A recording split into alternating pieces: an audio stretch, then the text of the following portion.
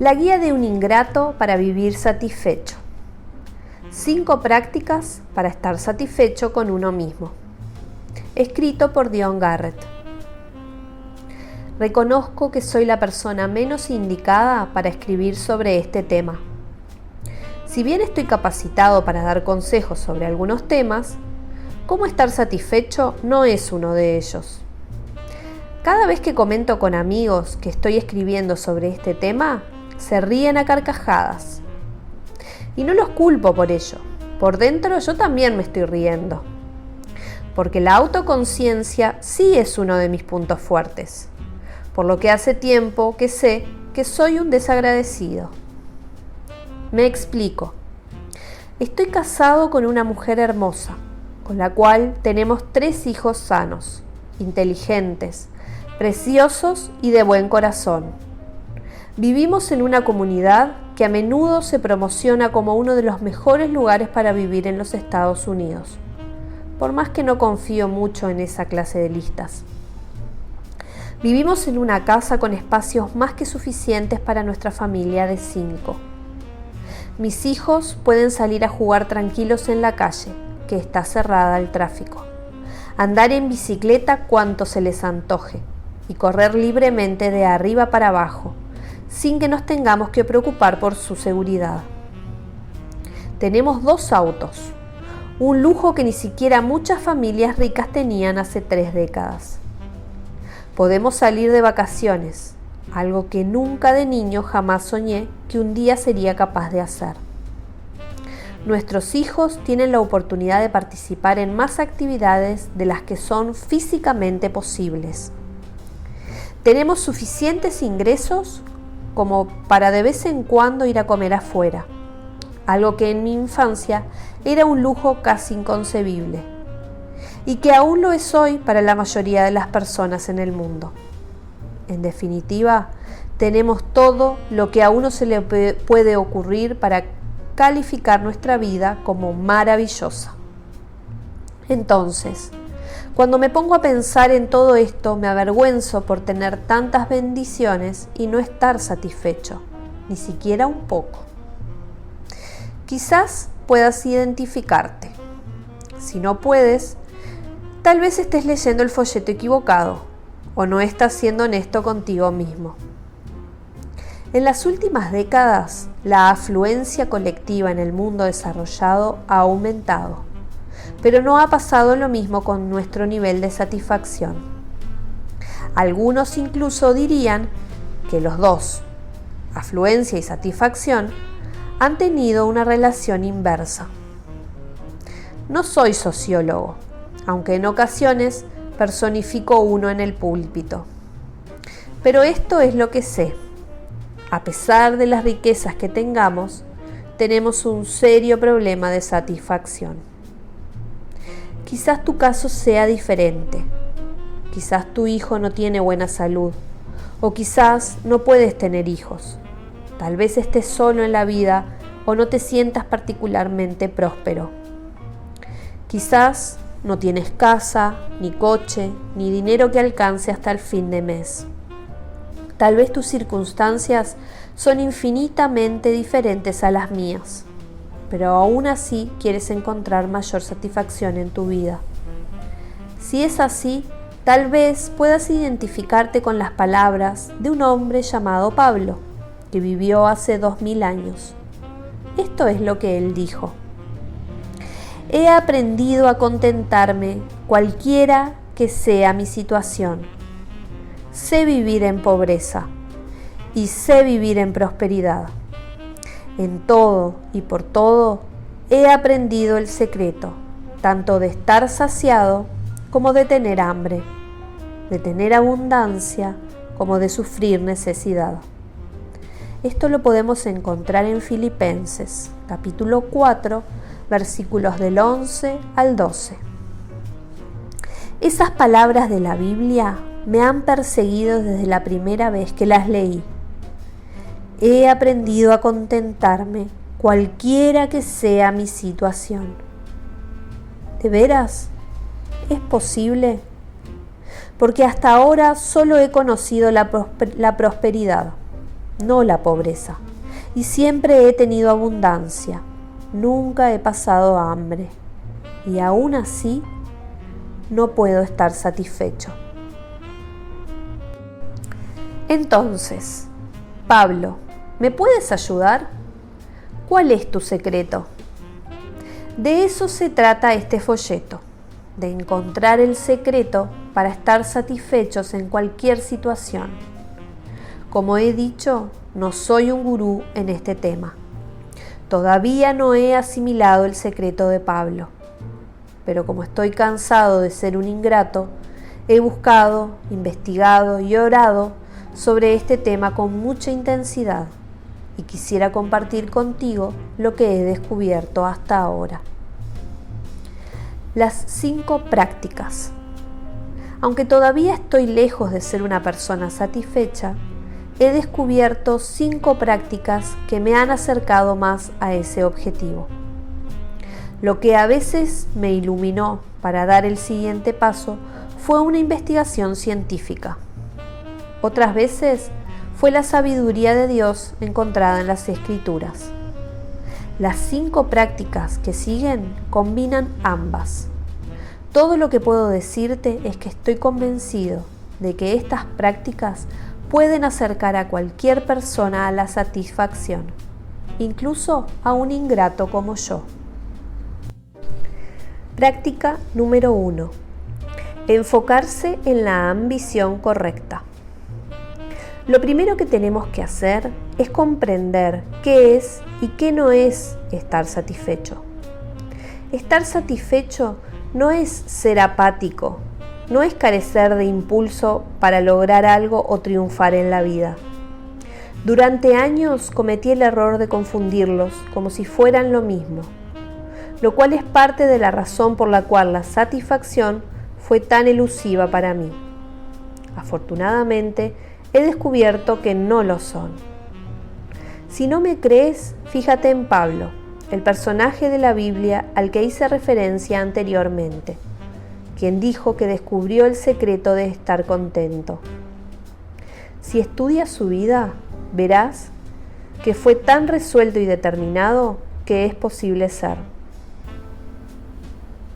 Pablo comenzó como un joven fenómeno en la fe judía, sobresaliendo desde el principio por sus logros y aventajando a sus compañeros en el aprendizaje de las leyes, costumbres y escrituras del judaísmo. Simplemente imagínate a hombres y mujeres hebreos mayores, de esos que gustaban lamentarse de estos jóvenes de hoy, haciendo una pausa en medio de su perorata para decir: pero todavía tenemos jóvenes como Pablo. En realidad en esos días su nombre era Saulo, pero esa es otra historia. Pablo era el orgullo de su pueblo, era fiel, disciplinado, trabajador y muy ambicioso, extremadamente ambicioso. Cuando en el judaísmo surgió una secta herética que reclamaba a Jesús de Nazaret como el tan esperado Cristo, Pablo se ofreció como voluntario para ir a destruir a sus miembros. Así es que Pablo persiguió tenazmente a los primeros cristianos, arrestó a algunos, mandó golpear a otros e hizo matar incluso a otros. Pero un día, mientras viajaba a una ciudad vecina para llevar a cabo un ataque contra los cristianos, se le aparece Jesús, quien lo vuelve temporalmente ciego, y le dice que ha estado equivocado. Y Pablo reacciona, nadie lo puede creer. Los cristianos cautelosos piensan que es un truco. Los judíos están fuera de sí ante la idea de perder a su gran campeón. Y Pablo, por la gracia de Dios, cambia. Ahora, en base a lo que muchos de nosotros pensamos acerca de los cristianos y el cristianismo, uno podría imaginar que después de su conversión, Pablo se iba a convertir en un hombre amable y respetuoso, ya no más motivado ni ambicioso. Pero la realidad es que incluso después de llegar a la fe en Jesús, Pablo mantuvo su motivación y ambición. Es por ello que al ver que los líderes de la iglesia de Jerusalén compartían el mensaje de la vida, muerte y resurrección de Jesús solo con otros judíos, lo sacó de sus casillas. ¿No deberían todas las personas saber que el Hijo de Dios había venido al mundo? ¿Había sido matado por hombres malvados y luego había vuelto a la vida? Pablo estaba tan insatisfecho con el estado de las cosas que acudió a los líderes de los primeros cristianos y pidió permiso para llevar el mensaje de Jesús más allá de Jerusalén y las regiones de Palestina, a las personas que estaban lejos de ser judías y lejos de Dios. Sin lugar a dudas, Pablo tenía ambición y estaba motivado. Pablo, quien había aprendido el secreto de estar contento, estaba de todo menos contento con la cantidad de personas que vivían lejos de la gracia de Dios.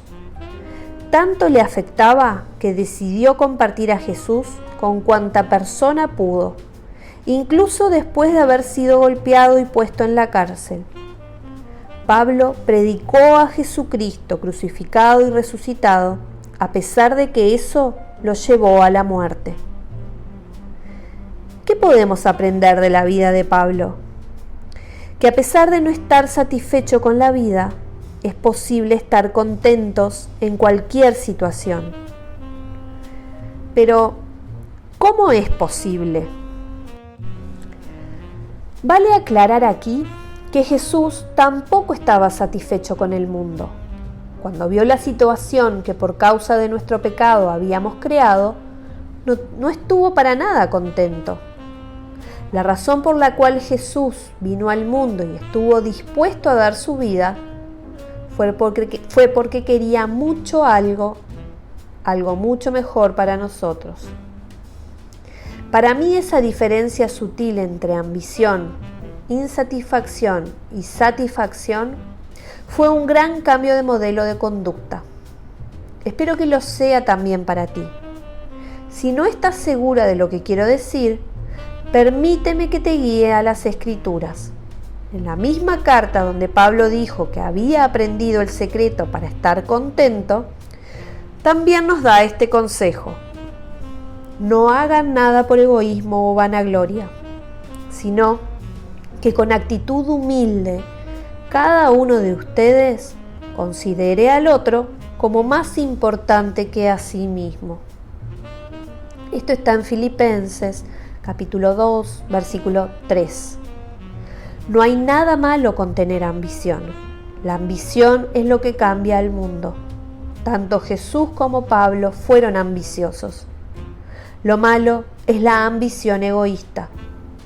Estar satisfecho no significa renunciar a toda ambición, sueño y esperanza de una vida y un mundo mejores. Pero ¿cómo puede ser eso? ¿Cómo puede ser estar satisfecho e insatisfecho al mismo tiempo? La respuesta radica en que hay diferentes tipos de insatisfacción. Los llamo simplemente insatisfacción constructiva y destructiva. La insatisfacción constructiva es la que ve un mundo que está lejos del ideal de Dios y no se conforma con ello. Por ejemplo, es tomar acción al ver personas muriendo de hambre en un mundo que produce suficientes alimentos. Es luchar contra el consumismo y hacer algo para cambiar nuestros patrones de compras y evitar la explotación laboral. Es ofrecer ayuda a un matrimonio que está viviendo en indiferencia, abandono y apatía. La insatisfacción constructiva es lo que impulsa a un adicto cansado de las consecuencias de su adicción a buscar ayuda y lo que lo motiva a una persona con sobrepeso a tomar el control de su salud para evitar los efectos de una enfermedad crónica. Este tipo de insatisfacción es constructiva porque nos lleva a la acción, nos acerca al diseño de Dios para nuestras vidas y para el mundo. Pero lamentablemente, la insatisfacción también puede ser destructiva. Y aquí es donde vivimos muchos de nosotros. Estamos insatisfechos con las cosas que tenemos y nos endeudamos para tener más. Estamos insatisfechos con nuestra apariencia y nos obsesionamos, nos flagelamos o nos despreciamos. Estamos insatisfechos con nuestra relación de pareja y fantaseamos que otras relaciones son mejores que las nuestras. Este tipo de insatisfacción termina siendo destructivo, porque o bien nos lleva a la inacción y la desesperación, o nos impulsa a una acción que es perjudicial para nosotros y para quienes nos rodean. ¿Comprendes? La insatisfacción constructiva nos lleva a la acción que nos acerca al diseño de Dios para la vida. La insatisfacción destructiva nos aleja de Él. Estoy convencido que Pablo aprendió a ser firme en la insatisfacción constructiva y se alejó de la insatisfacción destructiva. También estoy convencido que cuando las distinguimos correctamente, podemos hacer lo mismo que Él.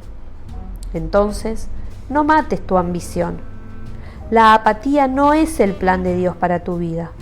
Mantente ambicioso, motivado e insatisfecho, pero con las cosas correctas. Práctica número 2. Dejar de lado el materialismo. Cuando hablamos de satisfacción, la mayoría de nosotros pensamos de inmediato en nuestras cosas, lo que tenemos o no tenemos. Pero todos sabemos que no es una evaluación objetiva. Lo que en realidad define nuestro sentido de satisfacción no es lo que tenemos, sino lo que tenemos en comparación con otros. El consejo fácil es: deja de compararte con los demás. Deja de ser envidioso y deja de codiciar lo que no tienes. Pero bien sabemos que es más fácil decirlo que hacerlo. La razón por la cual es tan difícil sentirnos satisfechos con lo que tenemos es porque estamos yendo contra una filosofía de vida que está tan profundamente arraigada en nuestra cultura que ni siquiera podemos verla por lo que es. Ya en el mundo antiguo surgieron muchas filosofías de vida que competían entre sí. Si bien sus enfoques eran distintos, lo que las unía era que todas prometían guiar a las personas a vivir mejor y estar más satisfechas. El hedonismo, por ejemplo, decía que la búsqueda de placer daba plenitud. El ascetismo, por su parte, mantenía que la negación del placer era lo que daba plenitud. Estas son solo 2 de las docenas de filosofías que prevalecieron en el mundo antiguo y que las personas aceptaron con la esperanza de encontrar plenitud. Si bien esas filosofías aún siguen existiendo en nuestro mundo moderno, en general nos hemos adherido al materialismo, consumismo, como una filosofía de vida. El materialismo es buscar la felicidad en las cosas materiales, las cosas que poseemos, mientras que el consumismo es buscar la felicidad en el acto de consumir o comprar. Por todos lados y de todas formas imaginables, estamos bombardeados por propagandas que nos incitan a comprar. Y cuando miramos a nuestro alrededor, también confirmamos nuestro prejuicio interno con lo que creemos ver. Las personas que conducen los mejores autos parecen sonreír más. Quienes viven en las casas más bonitas y grandes están más satisfechos con la vida. Y no se nos ocurre pensar que en este mismo momento alguien está mirando nuestra vida con envidia, imaginando lo felices que debemos ser con todo lo que tenemos. A pesar de las claras instrucciones de Dios, hasta los cristianos creemos que esto es cierto. Sabemos que Jesús nos ha dicho: estén atentos y cuídense de toda forma de avaricia, porque aun cuando alguien tenga abundancia, su vida no consiste en sus bienes. Esto lo podemos encontrar en Lucas, capítulo 12, versículo 15. Pero no le creemos. Quiero decir, creemos en Él porque es Jesús y nos sentimos obligados, pero en el fondo no creemos que sea así. Quizás hasta sepamos lo que Jesús le dijo a un joven rico que se le acercó a preguntarle cómo heredar la vida eterna. Una cosa te falta. Ve y vende cuanto tienes y da a los pobres, y tendrás tesoro en el cielo. Entonces vienes y me sigues. Esto está en Marcos capítulo 10, versículo 21. Y entonces espiritualizamos el significado porque no podemos creer que las cosas materiales pueden ser lo que le impida a alguien encontrar una mayor plenitud en esta vida y en la venidera.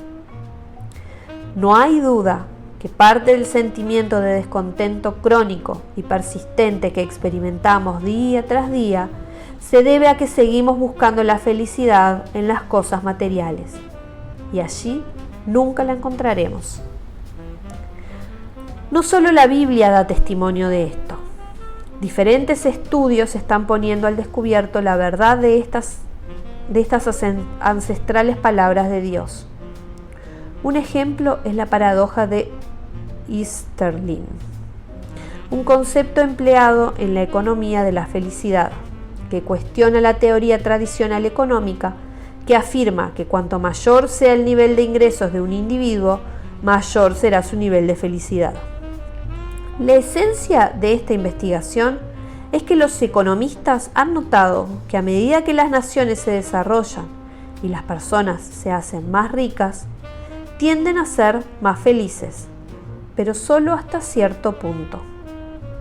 También está el trabajo del Dr. Thomas Hilovich, profesor de psicología en la Universidad de Cornell, quien durante 2 décadas se dedicó a estudiar la conexión entre el dinero y la felicidad.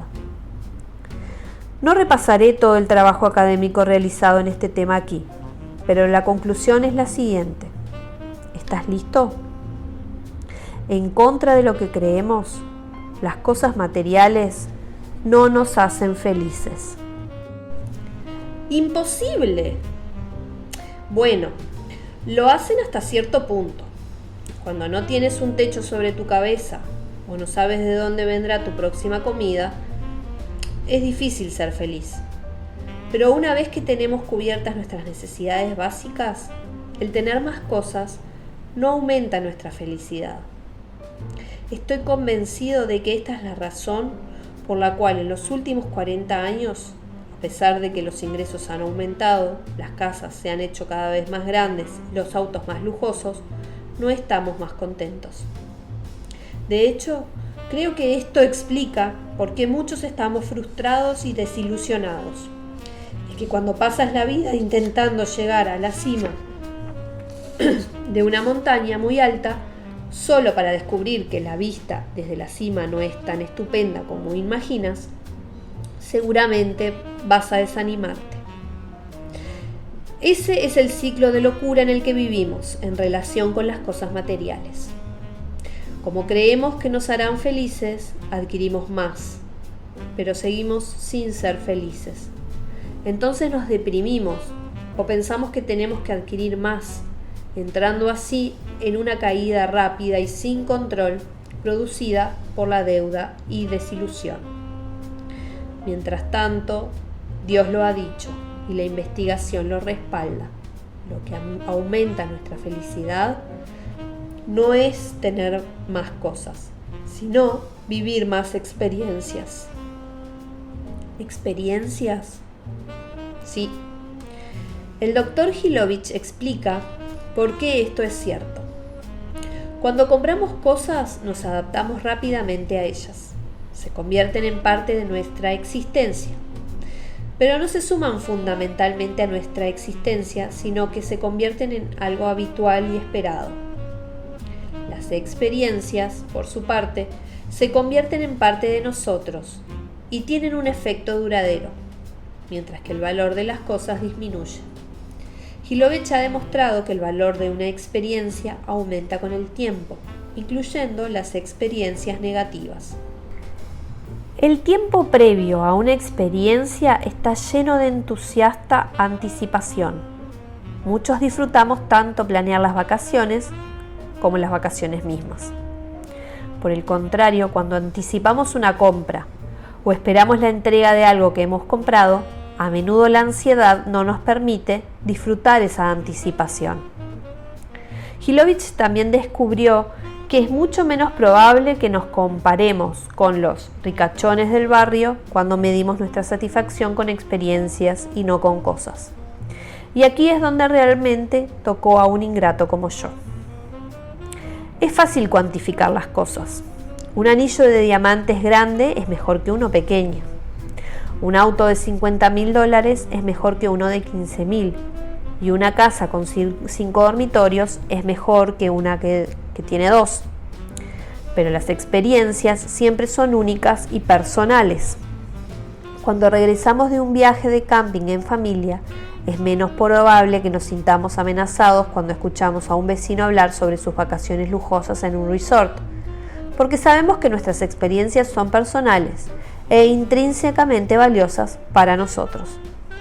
Aun cuando se nos haya inundado la carpa, algún animal salvaje nos haya robado comida y nos hayan picado los mosquitos, la experiencia agrega significado y valor a nuestras vidas. Nos une a aquellos con quienes la experimentamos y hace nuestra vida más completa. Puede que aún nos moleste que otros tengan más recursos para gastar en sus experiencias, pero no crea tanta insatisfacción como la comparación de posesiones. Las cosas no nos hacen felices. Sabes que eso es verdad. Cuando piensas en las partes más ricas de tu vida, rara vez giran en torno a una compra, una promoción o una adquisición. Las cosas que encabezan tu lista de experiencias significativas y profundamente personales. Entonces, si quieres avanzar hacia la satisfacción, comienza a vivir como si esto fuera cierto. Deja de medir tu vida en términos de posesiones que no tienen valor ni son útiles. En lugar, utiliza los recursos que tienes para crear experiencias enriquecedoras que agregarán mayor valor y profundidad a tu vida. Práctica número 3. Practicar la generosidad. Como pastor, creo que hay prácticas que cambian la vida totalmente. Cuando los dos miembros de la pareja participan juntos en la iglesia, cuando se da ayuda haciendo trabajo voluntario, cuando se cría a los hijos en la fe. Pero cuando animo a las personas a hacer esas cosas, sé que mis motivos resultan de alguna manera sospechosos. Después de todo, soy pastor y como tal, quiero que las personas vengan a la iglesia. Entiendo que a algunos les puede parecer que hay un conflicto de intereses. Pero dejando eso de lado, la siguiente práctica puede realmente cambiar tu vida. Me refiero a la generosidad. Jesús dijo: den y les será dado. Medida buena, apretada, remecida y rebosante vaciarán en sus regazos, porque con la medida con que midan, se les volverá a medir. Esto está en Lucas, capítulo 6, versículo 38. Él está señalando una verdad importante acerca de dar, que al dar, recibimos. Lamentablemente hay quienes enseñan esto como una estrategia segura para enriquecerse. Dáselo a Dios y Él te devolverá. Yo creo que esa interpretación se basa en la idea errónea de que el dinero y las posesiones nos harán felices, y se pierde la plenitud de lo que Jesús en realidad promete, que cuando damos, recibimos más de lo que podemos imaginar. Pero eso no significa que nos haremos ricos. El tipo de abundancia que obtenemos es mucho más satisfactorio y completo que lo que damos. Nuevamente podemos seguir buscando estudios. Piensa cuánto más lejos estaríamos si al menos escucháramos a Jesús. Miguel Norton es profesor de Administración de Empresas en la Escuela de Negocios de Harvard. Si aún no los has hecho, te recomiendo que veas su episodio TED Talk en línea, donde dice que el dinero puede hacerte feliz si lo gastas correctamente, es decir, si lo regalas. En su charla TED, Norton describe un experimento que él y sus asociados hicieron. Se acercaron a personas al azar y les preguntaron cuán felices estaban ese día. Cada persona calificó su propia felicidad y ellos la registraron. Luego, cada una de esas personas recibió un sobre que contenía entre 5 y $20, junto con instrucciones. A algunos de los participantes se les instruyó que gastaran el dinero en ellos mismos, mientras que a otros se les dijo que lo gastaran en otras personas. Más tarde ese día, les pidieron que calificaran nuevamente su nivel de felicidad. El resultado fue el siguiente. Las personas que gastaron el dinero en otros se sentían más felices que antes, mientras que las que lo gastaron en sí mismos no habían experimentado ningún cambio. Norton describe otra investigación empírica que muestra un vínculo entre el dar y el ser feliz. Quizás esto sea lo que Jesús nos promete en Lucas 6. Cuando damos, recibimos, pero recibimos algo más valioso que simplemente más dinero. Recibimos felicidad, satisfacción y nos sentimos más conformes. Según estadísticas recientes, en promedio los estadounidenses donan alrededor del 2 o 3% de sus ingresos. Si bien esta no es una cifra alta, la buena noticia es que ha aumentado ligeramente en los últimos años.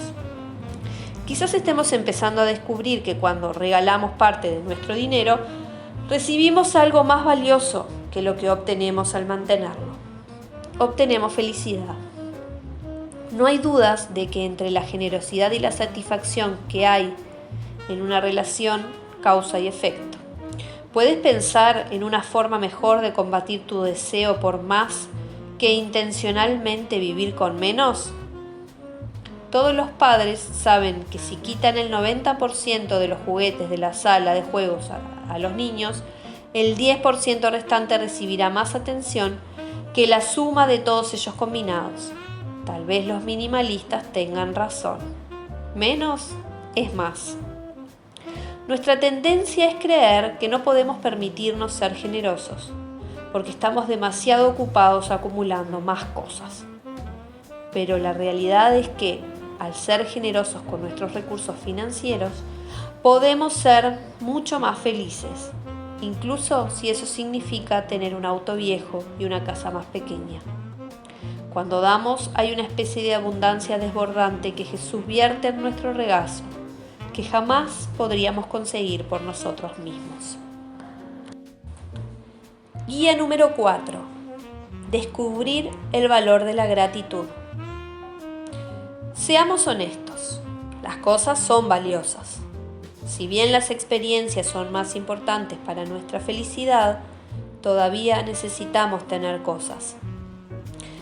Algunos van tan lejos en su búsqueda de la satisfacción que venden todo con la intención de vivir libres de la necesidad de cualquier cosa material. Hasta que un día roban un carrito de supermercado porque necesitan un lugar donde poner sus cosas. Dios no se opone a nuestra necesidad o deseo de tener cosas materiales. Además de nuestro espíritu, Él nos regaló un cuerpo y nos confió cuidar y disfrutar de todas las cosas que nos rodean y que mejoran e incluso pueden aumentar nuestra felicidad. No hace mucho tiempo me encontraba en un punto álgido de mi propia ingratitud y estaba listo para hacer un cambio. Fue justo cuando en mi iglesia estábamos planeando una serie de mensajes sobre la genialidad de la gratitud. En esa serie íbamos a dar una mirada a cómo la disciplina de la gratitud es pura genialidad. Me costaba un poco creer que la gratitud era algo genial. Pero siendo uno de los pastores, me sentí obligado a seguir la corriente. Y así lo hice. ¿Sabías que la Biblia habla alrededor de 70 veces sobre el dar gracias? Yo no. ¿Sabías que el ser agradecido es un antídoto para el miedo y la ansiedad? Yo no. ¿Sabías que dedicar un tiempo a expresar intencionalmente tu agradecimiento a Dios por las cosas en tu vida cambiará por completo tu actitud? Yo no lo sabía hasta que lo probé. Comencé escribiendo durante un mes 5 cosas cada día, sin repeticiones, por las que estaba agradecido. Al principio fue fácil, pero a medida que iba pasando el tiempo se hizo más difícil y tuve que profundizar más. Comencé a notar cosas que antes no había notado. Pasé de dar gracias por las cosas obvias, mi matrimonio, la salud, mis hijos, Jesús, a reconocer que estaba agradecido por mi celular y mi laptop. Al principio me sentí un poco incómodo admitiendo que en realidad estaba agradecido por esas cosas. Pero una vez que lo admití, buenas cosas empezaron a pasar. Lo que descubrí es que la práctica de la gratitud es poderosa, porque da un profundo aprecio por lo que Dios nos ha dado, incluso las pequeñas cosas que usualmente ignoramos. También es aleccionadora. Cuando uno expresa gratitud por lo que tiene, se da cuenta de las miles de cosas que tiene solo por el favor de Dios. Finalmente descubrí que si cuando siento envidia y deseo tener más cosas, me detengo y expreso gratitud, el poder del descontento comienza a alejarse de mi vida y es reemplazado por un profundo y sincero sentimiento de satisfacción. En la misma investigación que mencioné anteriormente, del Hilovich, se descubrió que lo único que puede prolongar la satisfacción que obtenemos de nuestras cosas es una práctica intencional de gratitud por esas cosas. ¿Quién lo hubiera imaginado? No es de extrañar entonces que Dios hable de ello 70 veces en su palabra. Práctica número 5. Encontrar la satisfacción en Dios. Finalmente hemos llegado a la práctica final. Reconozco que es la más religiosa y piadosa de todas, pero no sería honesto conmigo mismo si no la compartiera contigo, ya que también es la más transformadora. Para encontrar la satisfacción verdadera, debemos comenzar buscando las cosas que Dios nos ofrece gratis, las cosas que más necesitamos. Son muchas las personas que tienen conocimiento acerca de Dios, la Biblia y las doctrinas de la fe cristiana, y que creen en Jesús como su Salvador y han sido bautizados en su nombre. Y si bien eso es suficiente para llegar un día al cielo, está todavía muy lejos de lo que Pablo describió al reflexionar sobre lo que Dios le había dado a su vida. Pero todo lo que para mí era ganancia, lo he estimado como pérdida por amor a Cristo.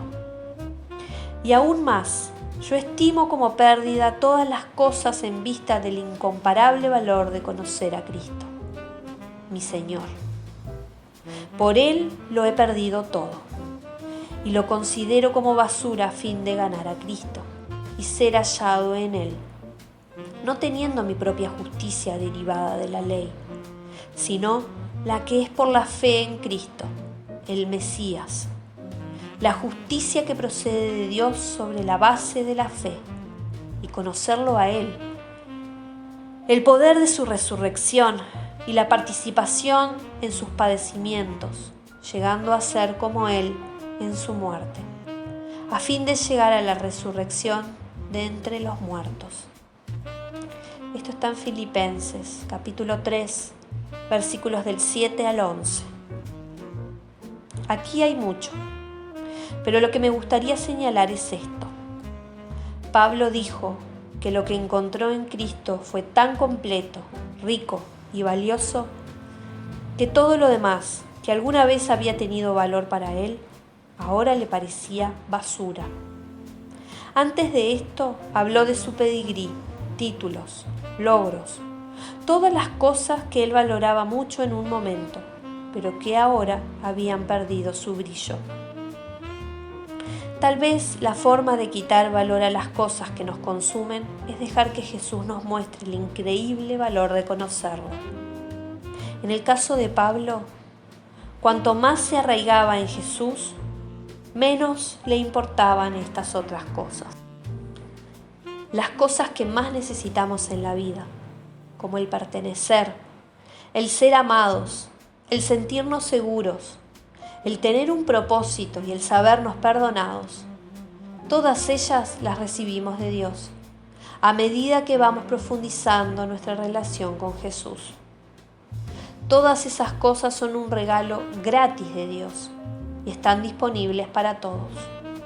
En una economía de mercado libre, asumimos que lo raro y exclusivo vale más que lo gratuito e inclusivo.